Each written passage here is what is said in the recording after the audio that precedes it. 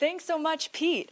Here, I'm at the University of Notre Dame Archives. This department is responsible for hunting down and preserving the official records of the university, which become Notre Dame's greatest treasures. I'm joined by Archivist Elizabeth Hogan and Assistant Director of Notre Dame Archives, Charles Lamb. Thank you both for joining me so much. Now, Charles, I have to ask, can you tell us what does the University Archives do? Well, we preserve the records of the university, and we also have collections pertaining to the history of the Catholic Church.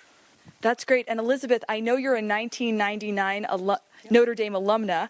What's it like preserving the history of the university in which you attended? Yes, I've always been fascinated by the history of this university, and it's just a privilege to be able to work with the materials that were handled by Father Soren, Newt Rockney, Father Ted. It's just, it's a great privilege.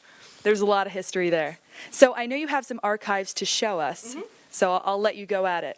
Sure. We brought out some things that were regarding the 1879 fire, because that's kind of why we're here with Notre Dame Day. What we have here are some stereographs of the fire. This is the second main building, and that's the building that burnt. And this is sort of the old-fashioned viewer. The photos were a little bit offset, so it's kind of like the Viewmasters you had as a kid, and you would see it in 3D. So this is the building that burned, and then 3 shots taken after the fire. And the building that burned didn't have a golden dome like we have today. No, it had a dome, and it did have a statue of Mary, but I think it was white and tin. It was not gold.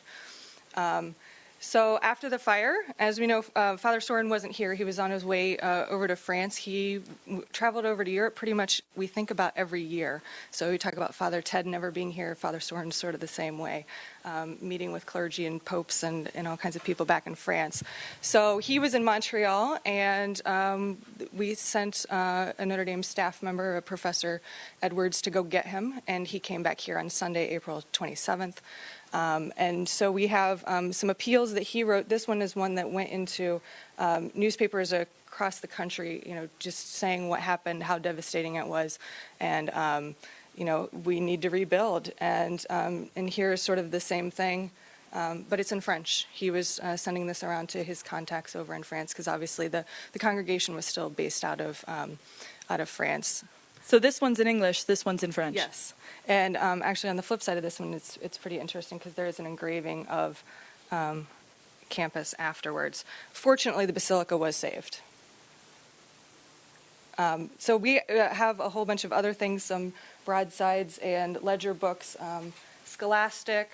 And then we get to the current main building. We have the architectural drawings of the dome and the building itself. And this is what the building would have looked like in September of 1879 when the students came back. The dome wasn't added until, I believe, 1883.